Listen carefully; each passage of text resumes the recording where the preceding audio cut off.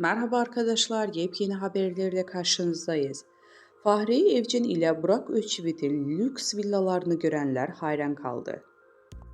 Mutlu evlilikleri ile sanat dünyasının örnek çiftlerinden olan Fahriye Evcen ile Burak Özçivit son dönemde yaptıkları reklam anlaşmaları ile gündemden düşmüyor. Son olarak bir mobilya markası ile anlaşma sağlayan ünlü çift, 2 yıllık anlaşma için tam tamına 8 milyon TL kazanmış. Şimdilerde sosyal medya paylaşımlarıyla sık sık gündemde olan Fahriye Evcen, evinin salonunda paylaşım yaptı. Evcen'in paylaşımlarından lüks evi dikkat çekti. Gold ve krem rengi hakim olduğu evi görenler hayran kaldı.